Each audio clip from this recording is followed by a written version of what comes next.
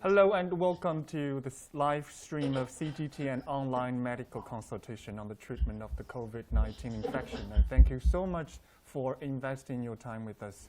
My name is Tom Bohr from China Global Television Network, CGTN, and I'm hosting today's online meeting. Now today we have an amazing panel touching upon, but not limited to, COVID-19 patient management, patient triage, diagnostic tests, personal protection, and so on.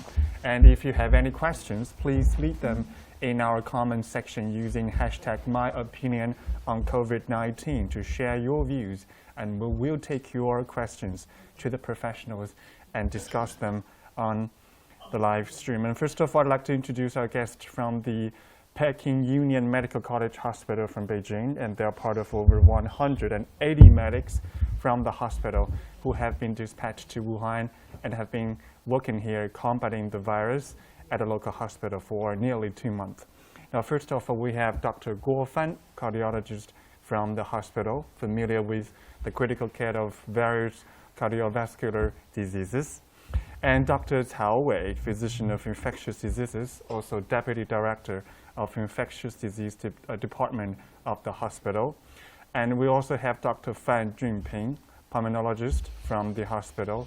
He's got expertise on both common respiratory diseases and critical care. And Dr. Ding Xin, attending doctor from Department of Critical Care Medicine of the hospital. And we also have Xiao Meng, who is assistant professor from the Department of Laboratory Medicine. His work mainly focuses on molecular diagnosis and medically important clinical diagnosis and pathogens. And last but not least, we have Dr. Wu Wei, associated professor of cardiology from the hospital. He's been devoting to basic research on gene mutation in inherited or idiopathic cardiomyopathy. Thank you very much for your participation. And we also have guests from the US, from Swedish Medical Center in Seattle, and thank you very much for your time. And also, before we dive into the conversation today, our doctors from Beijing would like to show a PowerPoint they made to briefly answer some of your questions. So please.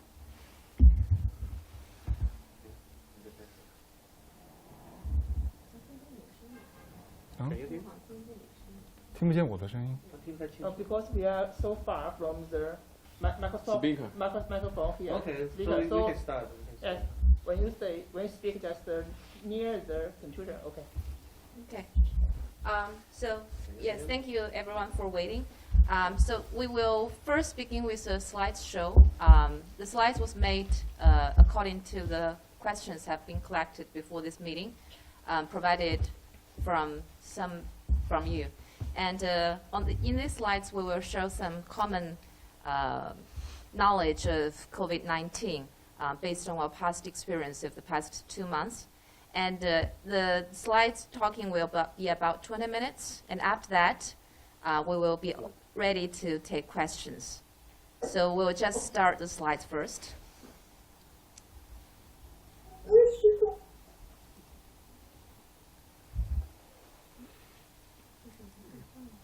Okay, so first, I'm Dr. Cao from the ID department.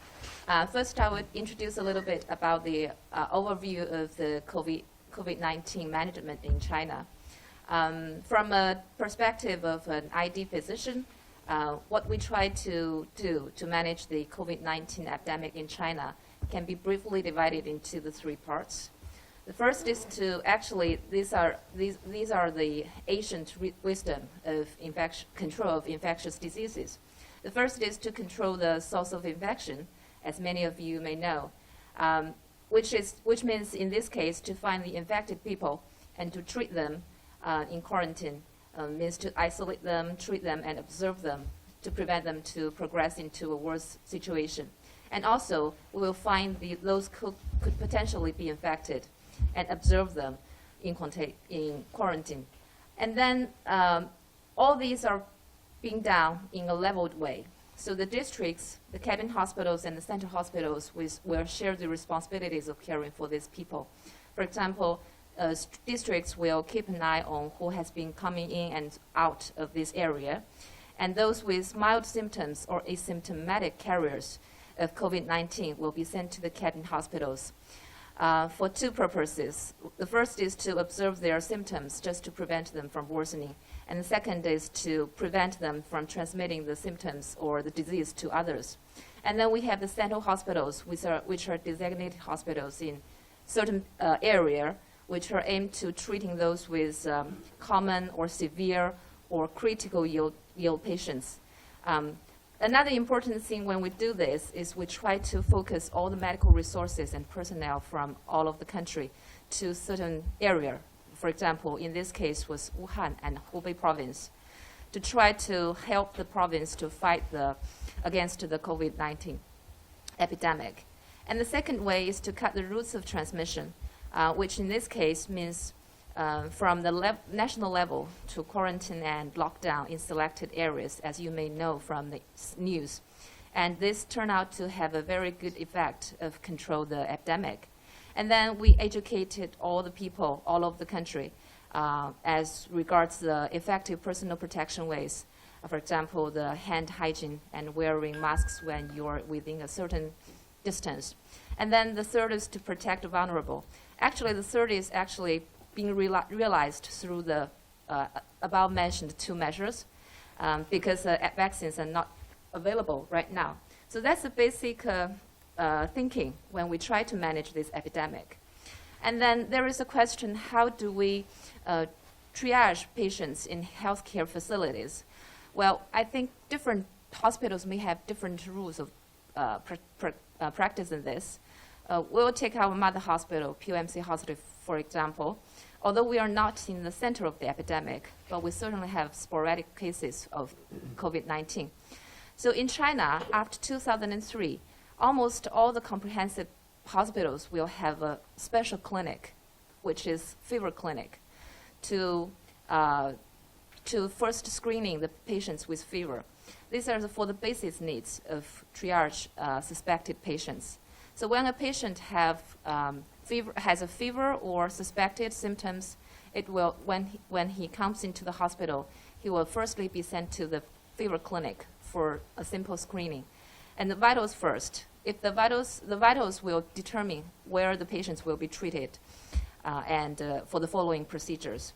And then history taking will decide whether the patient needs further screening. If needed, then a complete blood count and chest imaging will be carried out to make sure if the patient will be suspected and for the next procedure, PCR testing. The PCR testing will not only for SARS-CoV-2 and also for other respiratory pathogens which are commonly seen in this season. And after all these procedures have been done, we will decide if the patient needs to be sent to the designated center, which are aimed to treating COVID-19, or sent back home, or if they have other medical needs, which should be retained in the hospital for this medical care. Then Dr. Guo, maybe. Okay, I'm going to just give you a general picture of how we screen and triage patients here in Wuhan. And if someone comes to healthcare facilities with any related symptoms or with some epidemiological history within 14 days, for example, history of travel to or residence in Wuhan or outbreak communities, or in close contact with suspect or confirmed cases, then the CT scan and PCR test will be performed. If both the CT scan and the PCR test are negative, then the diagnosis of COVID-19 can be excluded at the moment. But he or she should still be quarantined and under close medical observation. If the CT scan shows multiple ground glass opacities or infiltrations in both lungs, especially in the peripheral zone, and also the PCR test is positive, then the diagnosis of COVID-19 can be confirmed. If the CT scan just shows some small patches, but also with a positive PCR test, we can also make the diagnosis. But if the CT scan is positive, but the PCR test is negative for the first time, then we will repeat the PCR test. And in some highly suspect cases, we're going to repeat the PCR test for several times. Or even, we are going to perform some tests for specific antibodies. So as you can see, the diagnosis of COVID-19 can only be made if the PCR test or antibody test is positive. And there's one more thing I want to address, is that if the patient, the PCR test can be positive in someone without any symptoms or without any signs of pneumonia in a CT scan. That is called asymptomatic cases. And according to our guidelines, asymptomatic cases are not confirmed cases, which does make sense to me, because only PCR test positive but no clinical presentation. They are not patients. They are just the carriers of the virus. So they can spread the disease, and we should pay attention to identify them and isolate them as well.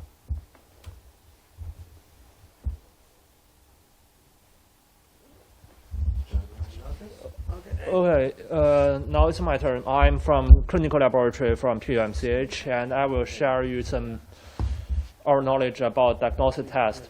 I know many of you are curious about the sensitivity for PCR because there are a lot of false negative reporting. And according to a top expert in China, in early stage, actually the positive rate for a single time PCR is only 30 to 50% positive rate.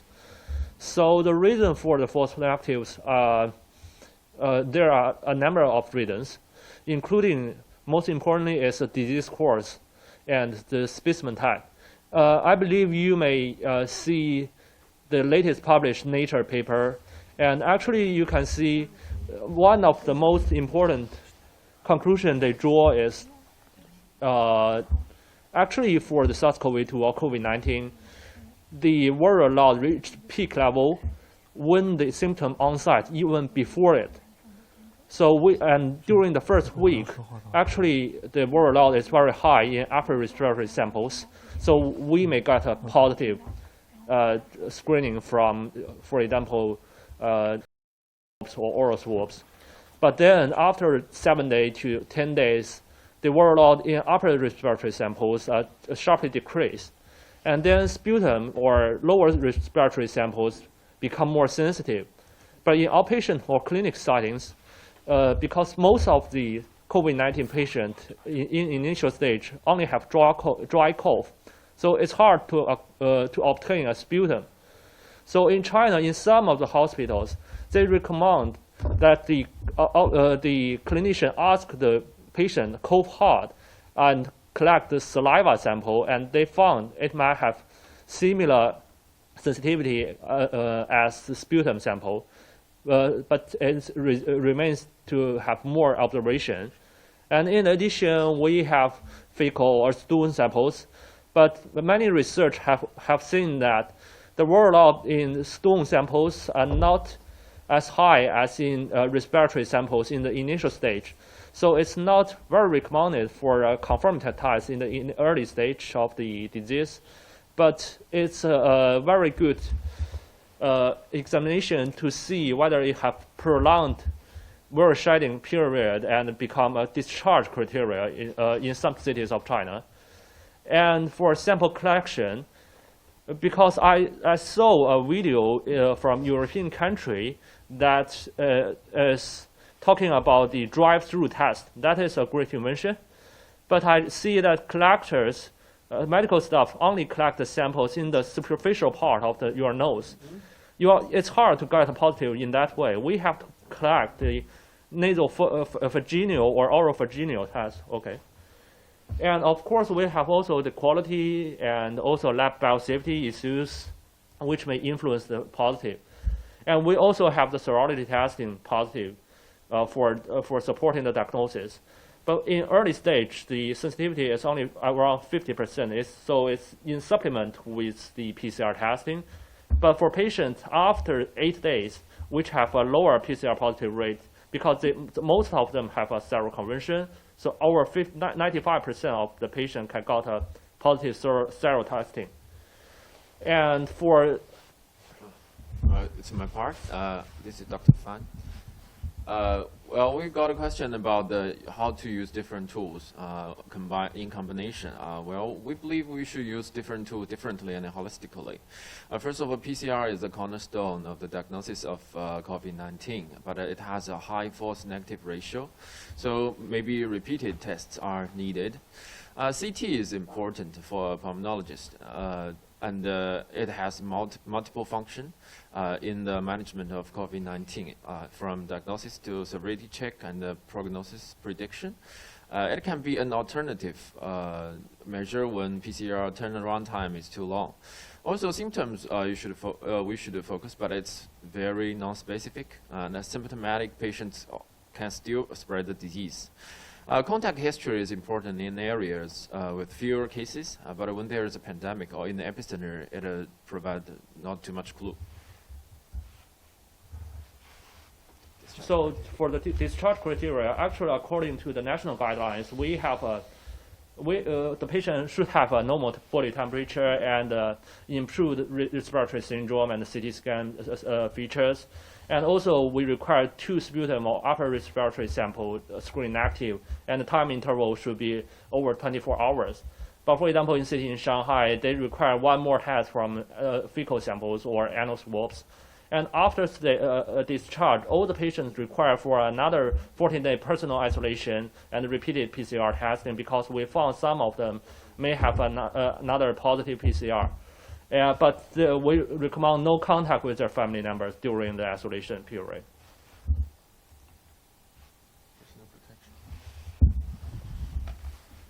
Just a few comments of the personal protection, because some of the colleagues in the US will raise the questions. So in China, basically we're using the 3-leveled protection in medical facilities. So the first level is for the outpatient clinic, ordinary wards. When you imagine all the patients here should be safe. So in this case, you can use disposable caps, surgical masks, which is enough for treating these patients, and also working clothes or disposable latex gloves. So when you are dealing with body fluids or blood, it is important to protect. And then in fever clinic, as we just mentioned, to screening the fever patients or the emergency room, we will use the 2nd level of protection, which on the basis of the 1st level, we will use medical protective mask, which is N95. We recommend N95 for those cases when you will be confronted with the suspected patients. And the N95 should be used for no longer than 6 to 8 hours. And then also in these circumstances, the waterproof shoe cover, when necessary, should be used. And then the 3rd level is aimed for those isolation areas or ward, or those lab personnel who are doing relevant work. So on base of the 2nd level, these guys are supposed to use goggles or protective face screens. And also N95 is a recommendation. In this case, the gloves should be 2 layers to protect yourself. And here we take a photo of what we have been used in the first line in Wuhan. So basically, these are the clothes and screens and goggles and masks we are being using, just to give you an impression of that. And then there are some pearls we want to share about personal protection. The first is that at the same time of the protective PPE, personal protective measures, it is also very important for you to make clear and separate zoning, because we don't want people, contaminated people, to going anywhere. And then for the 2nd and 3rd level protection, how to take off PPEs is more important actually than how to put on them. So everyone should be trained when they are going to take care of the infected patients. And also supervisions may need it at the beginning of the work started. At last, one important point is the effective level of protection is actually based on understanding of your patient status. So you should know which patients are suspected for infection or which patients are relatively safe. So in this case, testing is very important for you to take effective protection.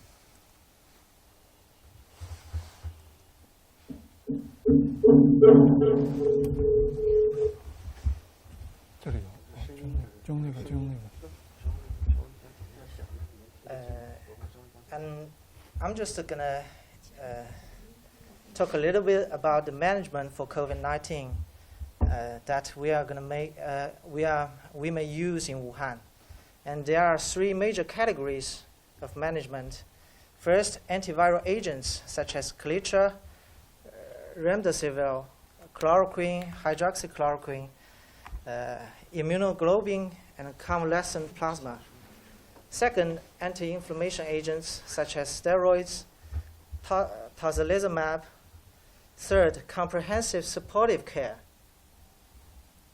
such as oxygen therapy, rest, nutrition supply, anticoagulation, fluid control, and so on.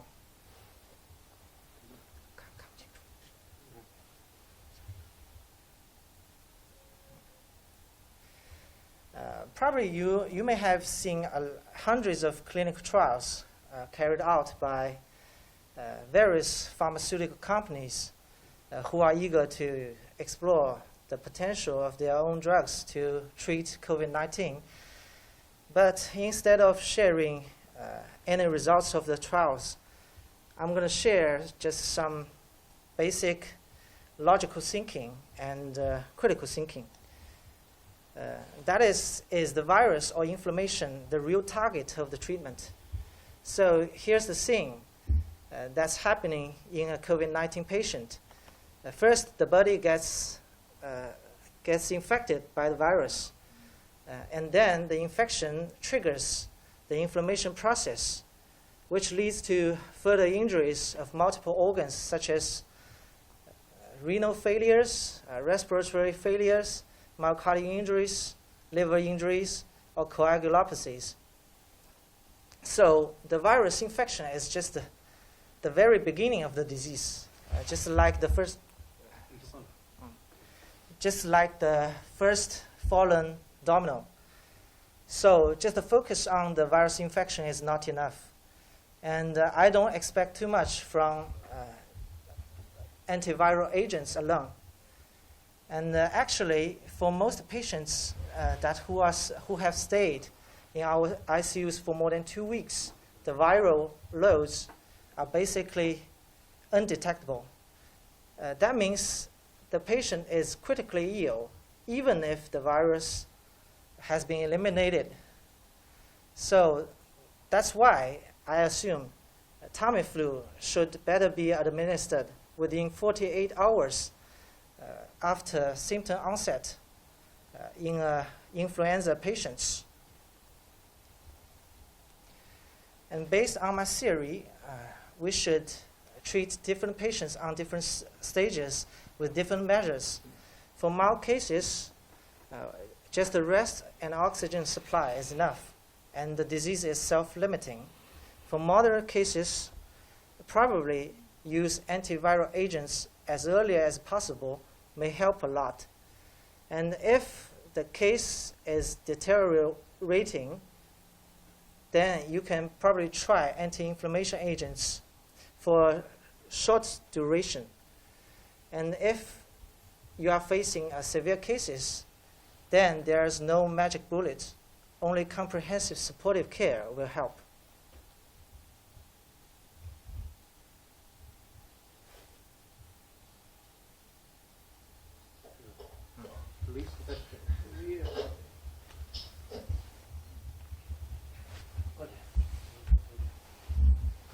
Okay, some of the doctors just ask if there are any risk factors for the patient with a prognosis of severe cases, and there are some risk factors, and we can share with you.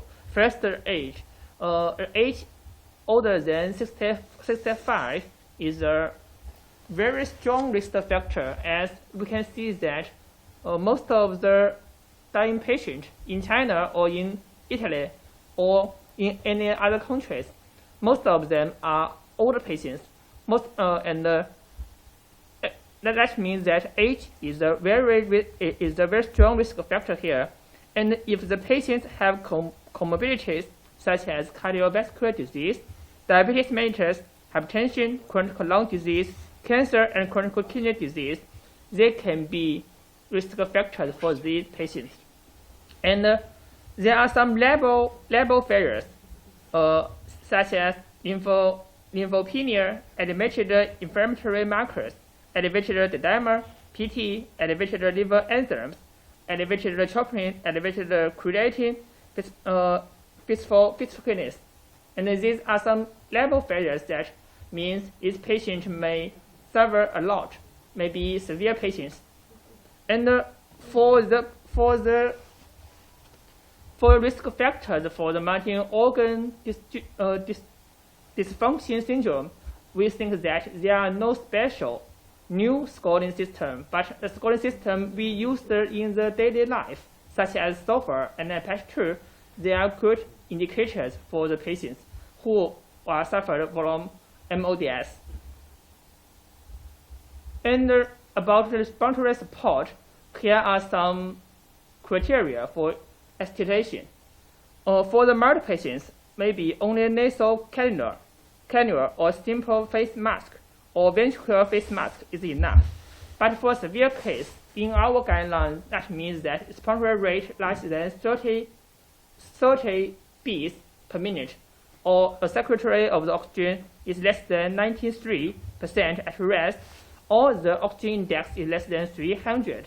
We use high flow nasal catheter and non-invasive ventilation. And compare the two kinds of non-invasive ventilation methods, we prefer high flow nasal catheter, and we only use the patients whose symptoms can be relieved with the non-invasive medicine. That means that maybe you can take the non-invasive ventilation just as a differential diagnosis, and the patients who are not suffered from the COVID-19, for example, the pulmonary edema or COPD, they can be very clearly relieved with this ventilation. But if the symptoms progressing decreases with the COVID-19 patients, non-invasive ventilation is not a good choice for you. And if the patient's dyspnea didn't relieve for a short time, we just see about 1 or 2 hours, invasive ventilation may be started here. And for the intubation, we recommended a low threshold. That means we prefer early intubation. That means if the patient has rapid progression over hours and the lack of improvement on high flow nasal catheter or non-invasive ventilator, and if the patients have hypocapnia or hemodynamic instability or multi-organ failure, we will start the intubation and start our invasive ventilation. And the ventilator management is just not so special in the ALS patients. That means sedation, analgesia, or neuromuscular blocker agents. And we use lung-protective strategy with low tidal volume ventilation and low platform pressure. And prone positioning is recommended here. For ECMO,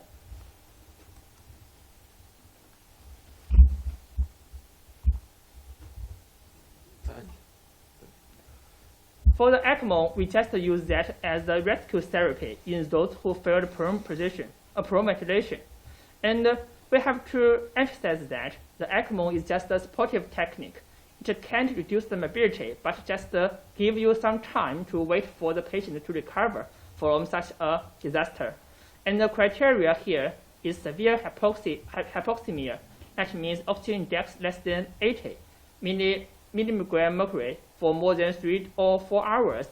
And if the patient suffered from high airway platform pressure, that means higher than 35 5, maybe the ECMO should be come to your consideration.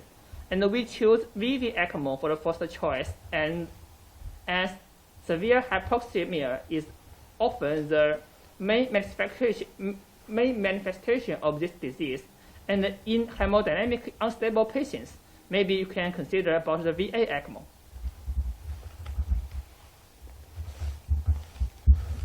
Well, some of patients may need procedures such as bronchoscopy during the management or ICU stay. We do have done some bronchoscopy among these critical patients. We recommend bedside single-use equipment, which is disposable. And also, we have to adopt AGP, aerosol-generating procedure protection, such as positive pressure helmet for those guys who do the procedure.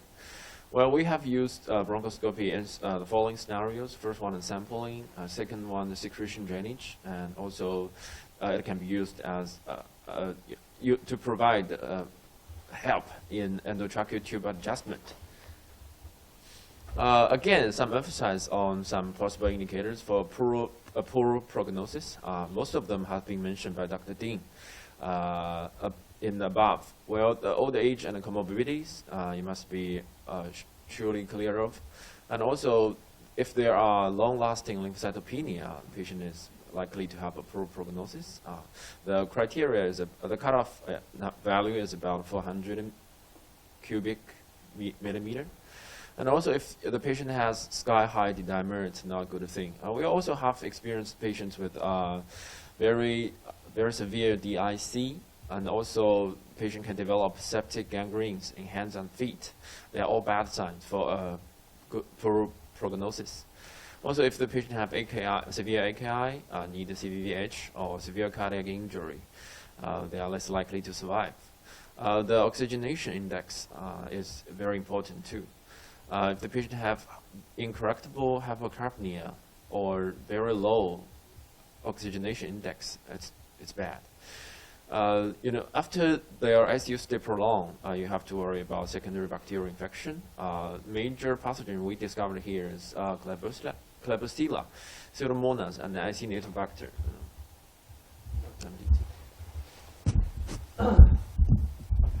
Okay, I'm the last one. I'd like to introduce the multidisciplinary team. 185 health providers from Peking Union Medical College Hospital, including 44 doctors, 133 nurses, 3 laboratory technicians, and 5 directors or secretaries are taking charge of a whole newly built ICU in Wuhan, China. And you can see 6 members of the team here. And the mean age is 35 years old, 66 males, and more than 70% of the whole staff have ICU experience. And we arrange the shifts like 6 hours for doctors and every 4 hours for nurses. It's the physical capacity. It's very hard working in the quarantine ICU. So the physical capacity is limited, and it's not recommended to elongation of the working hour because of the protection ability of the PPE. Well, this is a real multidisciplinary team. We have doctors from ICU, respiratory medicine, cardiology, infectious disease surgery, anesthesiology, GI doctor, and general internal medicine doctor. We still have hematology, endocrinology, neurology, and the ENT doctor. And I will try to emphasize that the bedside round and the healthcare in the quarantine ICU is quite important. Everything you need to do is on the patient bedside in the ICU, because it's not applicable for doctor and nurses and the patient to transfer out of the ICU, except the CT scan. So we do intubation, ventilation, hemodialysis, echocardiography, and X-ray, bronchoscopy, and the lab test in the ICU. The lab test is just for the etiological analysis and of airway secretion and nucleic acid. And you cannot imagine what will happen for the patient in the ICU, but actually we do temporary pacing, closed drainage for pneumothorax, tracheotomy, and even joint reset, so you know the importance of the surgery. Mean duration, I want to share some information. The mean duration from symptom onset to admission to ICU is in our ICU. The single center experience is 17 days. And from symptom onset to intubation is like 20 days. And to death or transfer to the normal ward is like 32 days. Focus on cardiovascular questions and analysis. Any direct cardiovascular death? Yes. In 77 patients, we have 6 cases of direct cardiovascular death. Any frequency of long QT or VT, VF or cardiac arrest? We have no data on chloroquine and azithromycin. But we do have several cases of ventricular tachycardia or ventricular fibrillation or cardiac arrest. But most patients attribute to hypoxia, shock, or pre-existing cardiovascular disease. And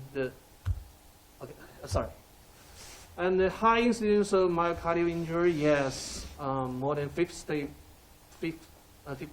of patients in ICU have elevated high sensitivity cardiac troponin I. And is myocardial injury a risk factor of death? Yes, that's independent risk factor of death in ICU. And any special cardiovascular care for critical ill COVID-19 patient, I think bedside echocardiography for fluid monitoring and heart evaluation, structure and function, and temporal pacing, defibrillation for VT, VF, and AFib that we cardiologists do. Any fulminant viral myocarditis, I think I heard that there's one case reported of viral myocarditis in Seattle, but not observed in our more than 100 patients in the ICU. Okay, and thank you. mute 一下，谢谢。没得谁？有 question？ 我没得谁？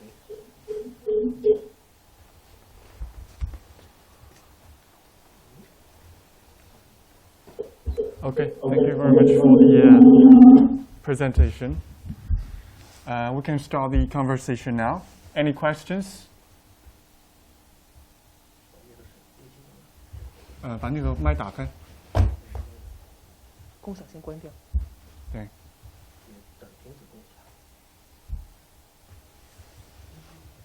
全部 Any questions? 解线段除静音吗？对，解除静音线段对，静断。 ，HDMI 的线段。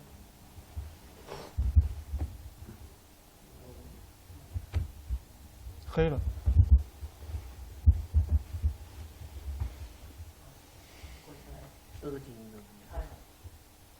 有没有完全解除静音？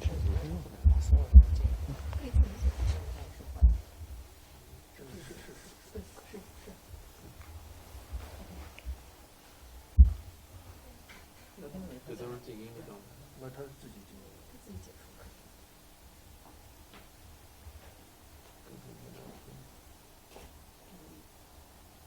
Mortality rate of echo. Mortality rate of echo.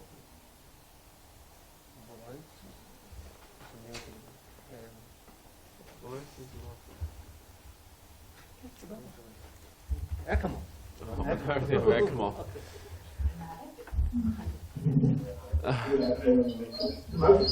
Well,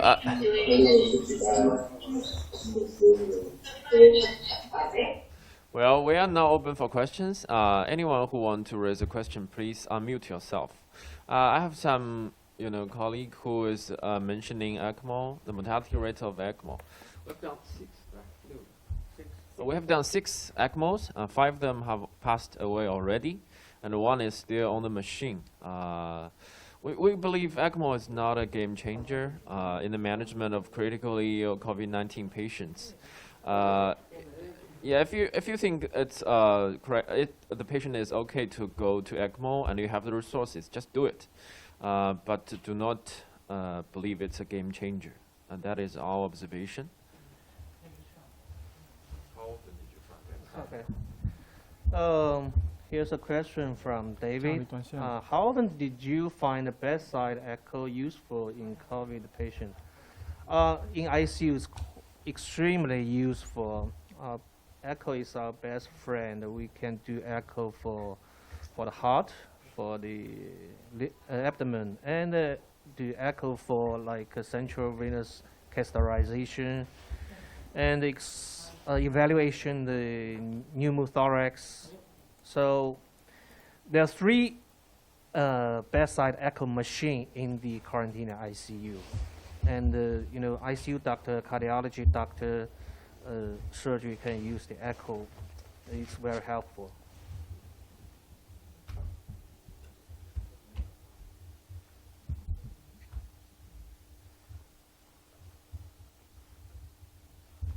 没事，你们不用管，你们继续聊你们的就是了。 你们继续聊你们。 Yeah, well.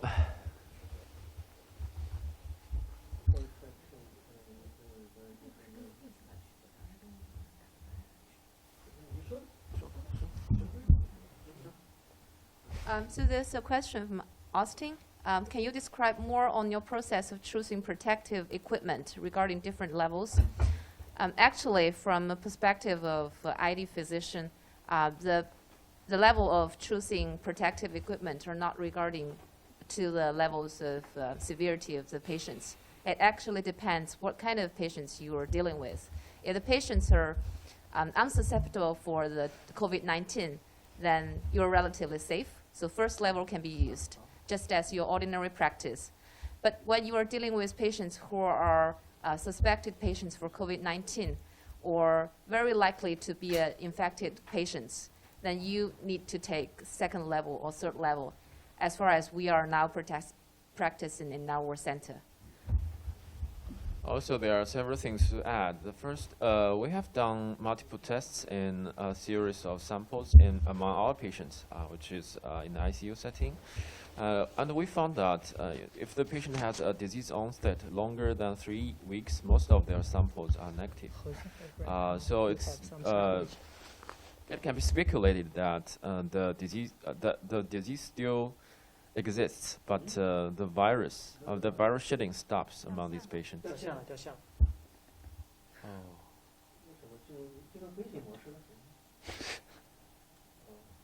怎么办？ Wait for a moment. 还能回去？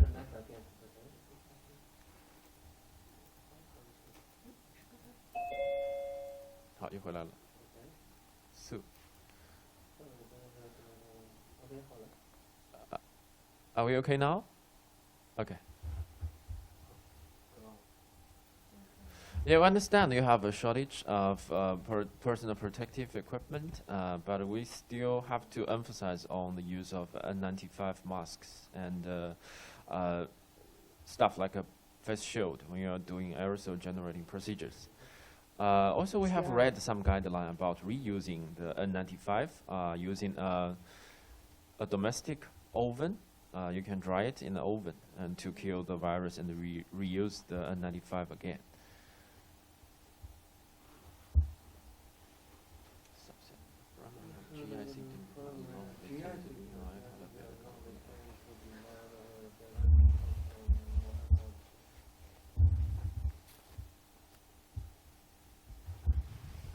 Currently, there is, from the retrospective studies in China, different centers, there has been no clear connection with the symptoms of gastrointestinal symptoms like nausea, vomiting, or diarrhea to the outcome of these patients.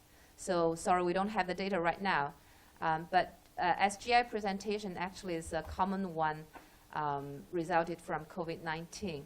So it is possible that these may not have connection to the outcome, but we will keep to see, and you may find different data or different trends in your own population. Okay, doctors, one question from Facebook. Is the COVID-19 genome sequence in China the same with those in the Europe or in the US? Genome sequence. Okay. So, because actually in our world, of course, we do not do any whole genome sequencing, but actually our friends working in research institution, they are among the first recovering the virus by NGS, because it's an emerging bug. Actually, before we have a whole genome, we don't know what virus it is. So initially in middle December last year, we discovered 2 viral genome from lower respiratory samples from patients in Wuhan. And after that, I see more and more genome were released in public database. And now we have paper saying that there are differences because the virus have mutations. But currently, we do not find it do have much difference, including affecting the PCR positive rate or something. And for PCR screening, yes, we do PCR screening routinely in our ICU because we have an on-site laboratory in the ward. So we Physicians and healthcare workers. Oh, sorry. Another question for them is whether we do PCR screening on our physician and other health workers. Yes, we do. But just in our ICU. Actually, we have screened our first part of medical staff who come earlier in February, and none of them are infected. Actually, till now, none of the national supporting team from all over the country got infected by the patient, got infected by the virus. There are some audience asking again about PPE intubation, and they have mentioned the TEVIC suit with the hood or N95 mask. Well, there are 3 things I want to address here. The first one is we generally use N95 mask plus a face shield or goggle, plus all covered bonnet, during intubation, and each and every one of us who has provided the procedure are safe right now. Also, the second thing is we recommend we employ a special team specific for this kind of procedure like intubation. Thirdly, if you have positive pressure hood, just use them because it can provide more protection during such high risk procedures. Okay, someone asked the mortality rate of the ECMO, and I think that Dr. Fan just has said in our ICU, we have 6 patients with ECMOs in all, and 5 of them have passed away, and the other is still under treatment in our ICU. And we have some information from other centers in Wuhan, and the conditions are almost the same. And but in a special ICU, and they have 5 ECMOs, and 4 of the patients have just wheeled from the ECMOs. And we asked about experience, just said we have enough ECMO, and if the patient met the criteria for the starting the ECMO, just use it.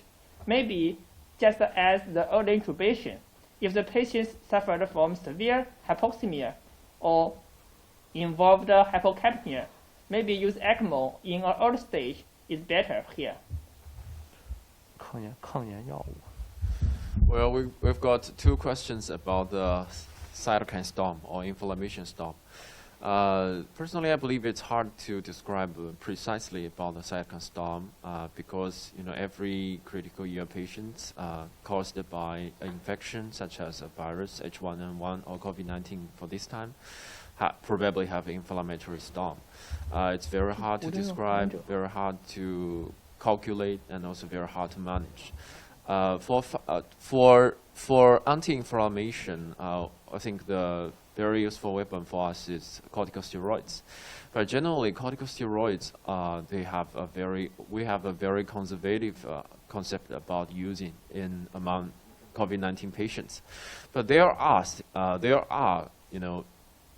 cases or scenarios you can use them for anti-inflammatory cause or for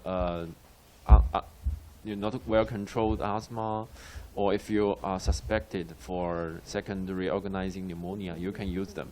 But among critically ill patients, before using corticosteroids, two things are very important. First one, you should rule out current infection, including secondary bacterial infections. And second, you never want to apply a very large dose. 1 to 2 milligrams per kilo is enough. That's my opinion about anti-inflammatory use, including corticosteroids.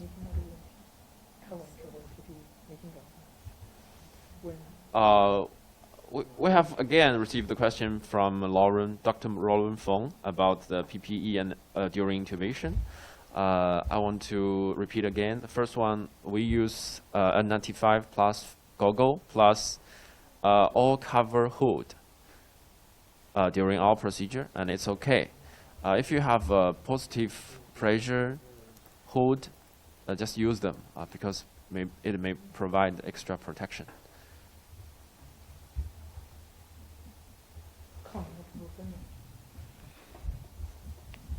There's some questions about the asymptomatic carrier. I understand that may be an important question, especially in the US and other countries other than China. In China, we actually don't purposely identify the asymptomatic carriers in the past 2 months, because after a certain, about 2 months of lockdown, almost all the individuals that could possibly be infected has already been screened in the Wuhan city. And we see the incidences of asymptomatic carriers outside Hubei province may not be that high in China.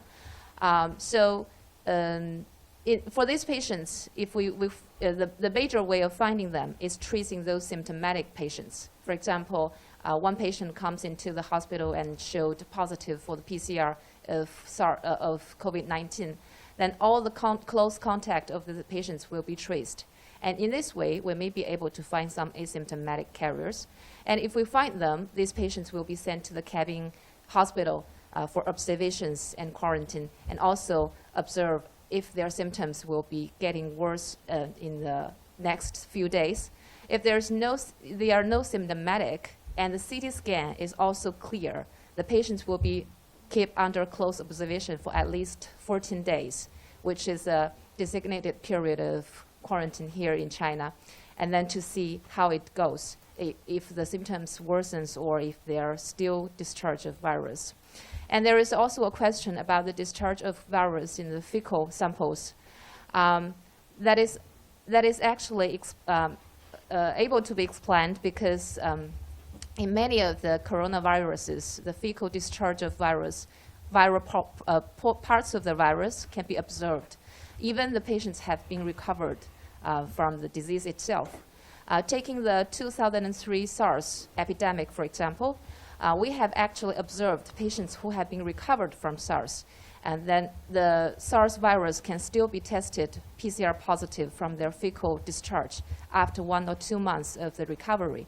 So it is acceptable for coronaviruses to be discharged from the fecal samples, but the thing is that do these are infectious to others?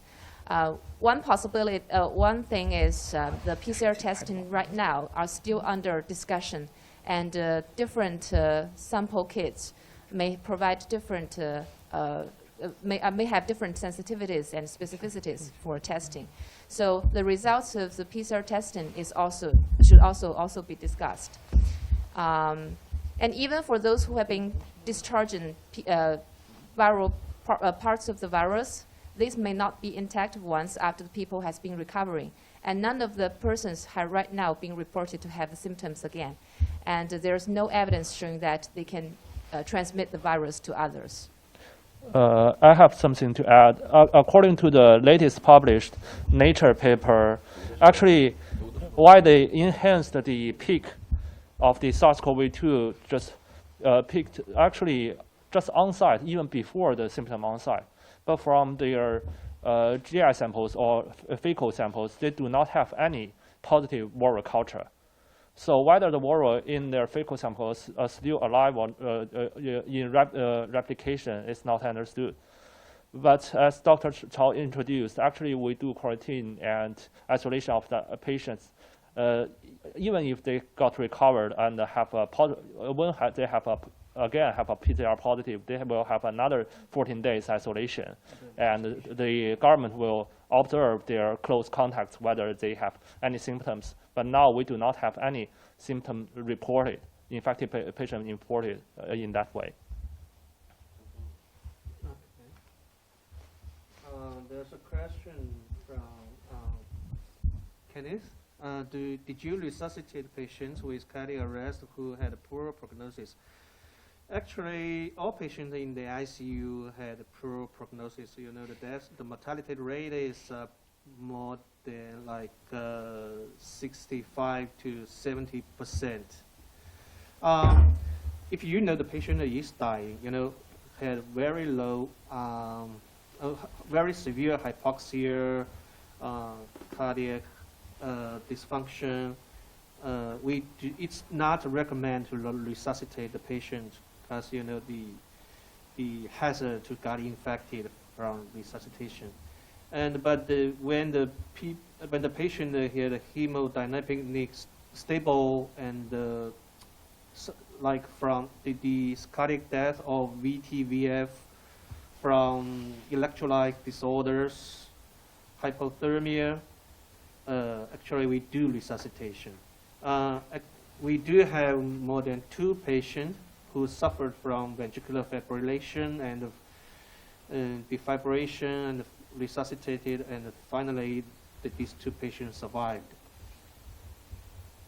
Okay, and another question from Facebook, from India, that some say that we can actually test COVID-19 ourselves by inhaling enough oxygen and can hold it for more than 30 seconds. If you can hold it more than 30 seconds, means that your lung is good. If you cannot do that, it means there's something wrong with your lung. This is the questions. Can we do that? Can we like self-testing that way? Instead of holding your breath, I would rather recommend that just try to climb 2 flights of stairs, and if you can climb 2 flights of stairs without any difficulties, then probably you are okay. But if you have experienced shortness of breath on the exertion, then probably you have some problems. And you'd better go to see a doctor and to measure the oxygen saturation. If the oxygen saturation is really low, then you should be admitted to the hospital. Okay. Another thing I want to mention that U.S. President Donald Trump said at a press conference that you can use scarf instead of mask to protect yourself. What's your take on that?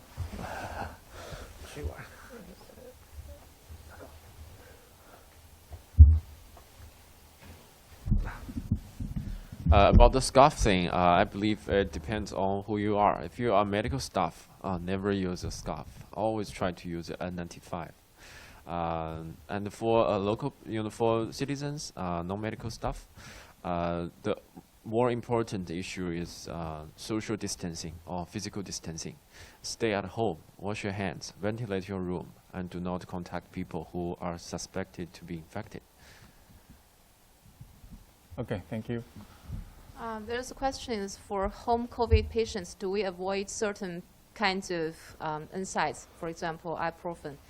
We haven't found any connection between the use of different kinds of NSAIDs and the progression of the disease. So yes, if you want to use NSAIDs for control the fever, it is acceptable to use any kind if there is not contraindicated.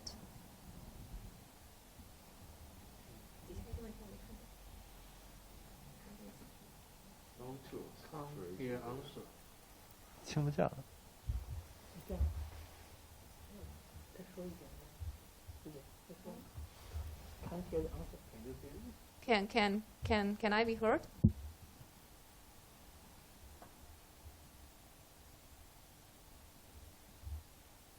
Okay, I just repeat the question. There is a question about the use of different categories of NSAIDs, if they have any interfere with future treatment of COVID-19. No, we didn't find any association right now. As regards what kind of NSAIDs were used. So just try to, you can use any kind of if you want, if there's no contraindications to treat the fever.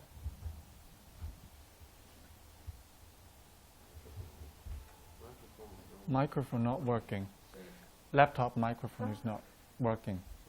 是被静音 Yeah, 了吗？ speak Please to turn the laptop. towards you. 没有静音。没有静音吗？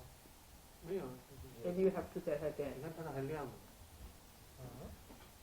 What about now? Can I be heard? Okay, so there is no association reported between different kinds of NSAIDs and the progression of the disease. So we will recommend to use any kind of NSAID if there's no other contraindications when you try to treat the fever. There someone mentioned about the oxygen saturation level. We'll change the answer into another version addressing this problem. By statistics, patients in China, about 80% of them are mild patients, which means they do not have a low oxygen saturation level, and about from 13 to 15% of them are moderate to severe disease, which means they have a certain extent of low oxygen level. And 5 of them are critically ill patients, which means they need more oxygenation support, and maybe they need intubation. That is a ratio by the paper published in China.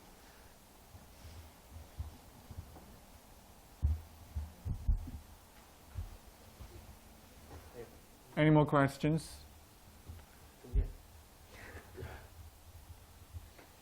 Works, okay. Yeah, you can just, any more questions you can ask. Yes, please. No. No more questions?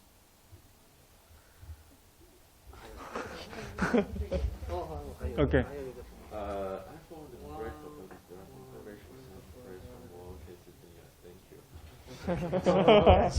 Thank you. Using to this discontinue quarantine.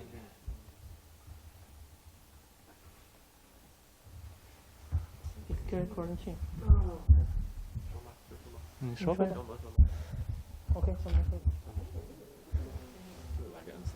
Okay, for discontinuation of quarantine, actually for anyone who were suspected to be infected, they have a 14-day of quarantine in China. And as I mentioned, even after they recover and discharge from hospital, they still have a 14-day of quarantine. And actually, home isolation is not recommended since the third version of China National Guideline for Diagnosis of Treatment of COVID-19. So the majority, especially in Wuhan, of people were sent to the designated hotels or the cabin hospitals for quarantine rather than stay at home, because stay at home still have the risk for spreading the virus to others.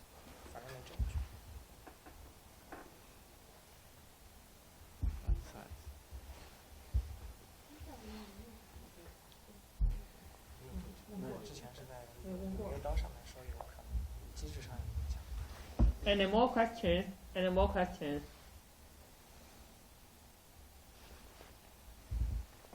How strongly do you believe the hydroxychloroquine and other azithromycin help the local UK people? This is a great question. We have been asked for several times about the drug hydroxychloroquine, plus or not.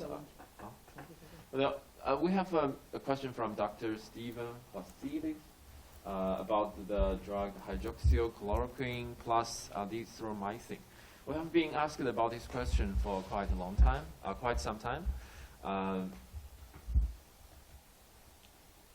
Well, generally, in conclusion, we have to wait more evidence to come out. We know there are several trials, including those carried out in the U.S., is about to come out using hydroxychloroquine plus placebo. It will be very fast, I believe. Secondly, among ICU patients, we believe we are dealing with the effect of the viral infection, not the virus itself. So we do not use and we do not believe it is going to function if prescribed hydroxychloroquine to all patients. Thirdly, hydroxychloroquine is a weak immunodepressant using for or anti-malarial drug with minimal but do have some side effects. If you believe the patient is worthy trying of it and you have the supply, maybe you can give it a try. But generally, we need to wait for the evidence to come out, and it will be soon. Also, Dr. Stephen Vasiliev mentioned, are there any medical staff using hydroxychloroquine for prophylaxis? No, we don't use them for prophylaxis here.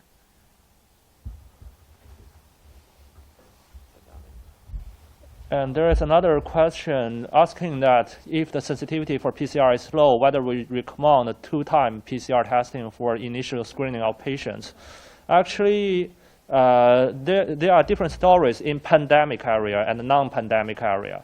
And in pandemic area, just like in Wuhan, in Hubei province, actually our guideline is quarantine all the suspected patients with clinical symptoms, including CT scans first, and then keep screening them until they get a positive PCR result.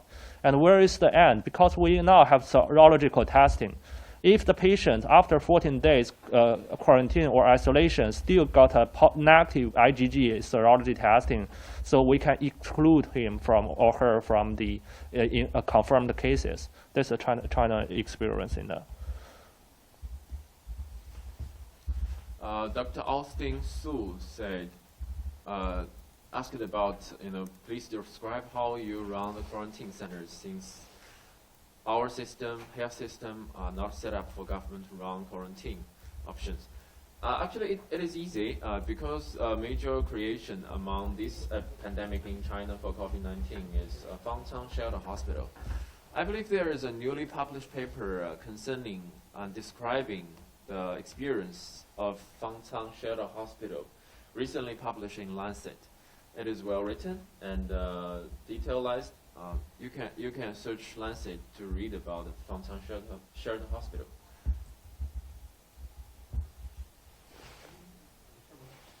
Can you use antibody levels to predict immunity? Did you look at this? There is a question from Kenneth. Can you use antibody levels to predict immunity? Did you look at this?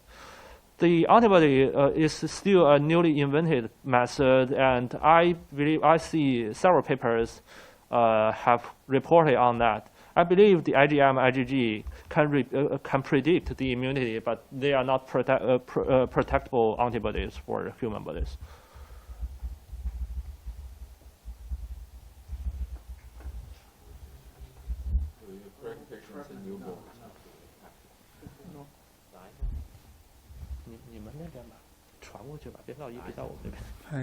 There is a question about, do you have any information about how pregnant patients and newborns have been impacted? We have information about that, but we don't have experience here. We don't have experience here because we don't get any pregnant patients here in our ICU.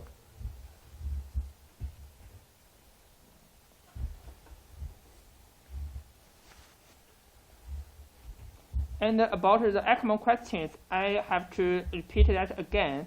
And I just said only one ICU in Wuhan, they have run 5 ECMO, and 4 of them have been failed. And it is the only ICU. And for the other ICU in Wuhan, about 5 to 10, the most patients with the ECMO have died.